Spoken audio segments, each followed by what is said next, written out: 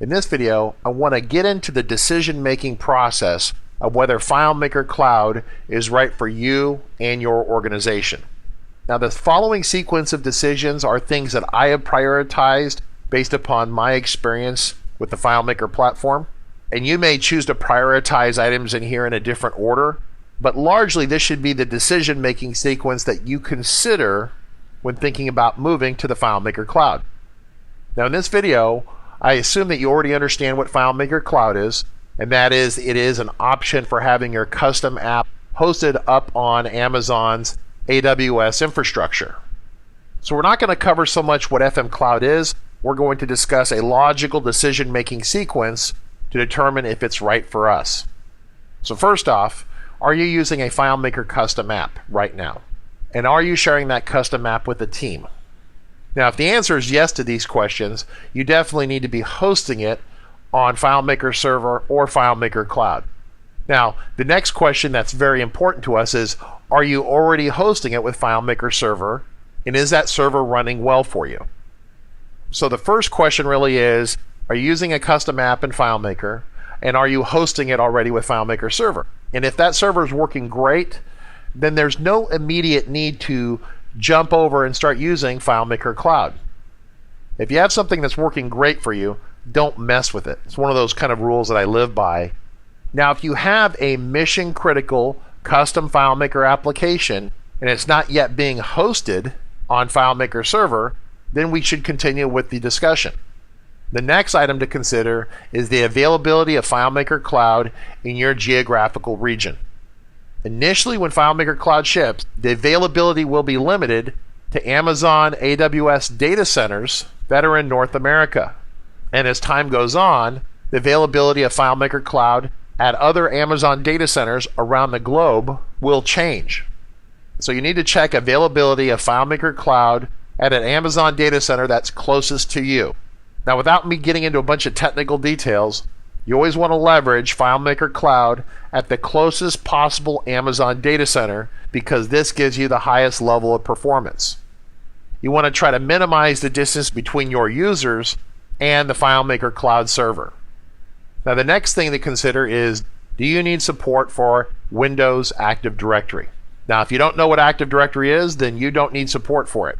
If you're a Windows shop and you're using Active Directory, understand that FileMaker Cloud does not currently support Active Directory authentication for accessing a custom FileMaker app.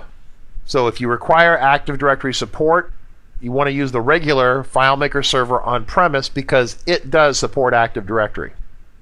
Next question. Do you need PHP access to your FileMaker solution? Now, FileMaker calls this custom web publishing, but we're talking about PHP pages that actually can talk to FileMaker. Some FileMaker customers actually use publicly accessible web pages to access their FileMaker solution to either load data into it or to display data. And if you need this, that is not currently supported with the FileMaker Cloud. So in that situation, you want to use the on-premise FileMaker server. What about Serverside Plugins? If you think that you're going to need a Serverside plugin, or you're currently leveraging a Serverside plugin on an older installation of FileMaker Server, you need to confirm that the Serverside plugins that you need have been made available for FileMaker Cloud by the plugin vendor. So there are third-party vendors that make plugins, and FileMaker Cloud does support plugins, but they have to be converted and adapted for use with FileMaker Cloud. You cannot take plugins for Mac and Windows and install them on FileMaker Cloud. They just won't work. If the plugin is not available for FileMaker Cloud, then once again you're going to be looking at an on-premise FileMaker Server installation. The next decision point. Does your current FileMaker solution leverage ESS with access to MySQL, Microsoft SQL, or Oracle? If you don't know what this is, then you probably are not using it. If the answer is yes, then understand that FileMaker Cloud supports MySQL, Microsoft SQL, and Oracle so long as those data sources are also somewhere on AWS. If you're trying to leverage DB2 or Postgres, those data sources are not currently supported in the FileMaker Cloud.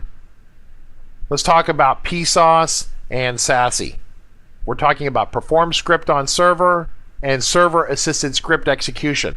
These are almost the identical same thing. SASE is a scheduled script execution that runs on the server. That is not available on the FileMaker Cloud. Pea Sauce, which is activated by a client user, is available on both platforms. If you're a heavy user of Pea Sauce and you need more than 25 simultaneous Pea Sauce sessions, you're going to want to stay with on-premise FileMaker Server. Now, the last thing to consider is your FileMaker solution been optimized for deployment on a wide area network or on the internet. Now, if you're familiar with FM Starting Point, that's a free CRM system for the FileMaker platform that's been tuned for use in an internet environment or a wide area network environment. So that works great with FileMaker Cloud or FileMaker Server. If you have an old school FileMaker solution that you haven't tested from a remote server, then before you commit yourself to going down the road with FileMaker Cloud, you're going to want to set up a test condition to make sure that your FileMaker database works great over a wide area network connection, like an internet connection. If you have questions about that, feel free to email me at support@RC Consulting, and we can help you with that test. So if you manage to get all the way down this list and not disqualify yourself from using FileMaker Cloud, we're now at a spot where you can legitimately choose between FileMaker on-premise server and FileMaker Cloud. Running on-premise FileMaker Server located physically in your office, that situation provides maximum performance for the users in the office. If you have a distributed workforce where some users are in the office and some users are at home or in a different city or state or country, then having that server up on an Amazon data center will give you overall best performance for the entire group of users. Now, if you compare the cost of actually procuring your own hardware versus running your own virtual server up on Amazon's data center, you're going to find that Amazon has a very competitive offering with prices that you generally cannot beat. Now, we have other videos that talk about pricing and how to even save on that pricing, but understand at this point in our diagram, you actually have a legitimate choice between FileMaker on-premise server and FileMaker Cloud. Now, keep in mind, you can take FileMaker on-premise server and install that up on Amazon. You have to do it manually. You have to set it up on a Windows-based virtual server, which is actually more expensive than the FileMaker Cloud offering, because FileMaker Cloud leverages Linux servers, which are cheaper than Windows servers. So on-premise server can be loaded up on a virtual server up in Amazon's data center. My company's been doing that for many years. That being said, the FileMaker Cloud is radically simpler to install and to deploy and to manage on the whole. So if you've got to this point in the decision-making process, you might want to seriously consider leveraging FileMaker Cloud. For more information about leveraging FileMaker Cloud, I recommend that you talk to your local FileMaker consultant, preferably one that's certified and with a platinum rating, and talk to them about your hosting and server needs. If you don't have a high-quality local FileMaker developer, feel free to email my team at support@rcconsulting.com.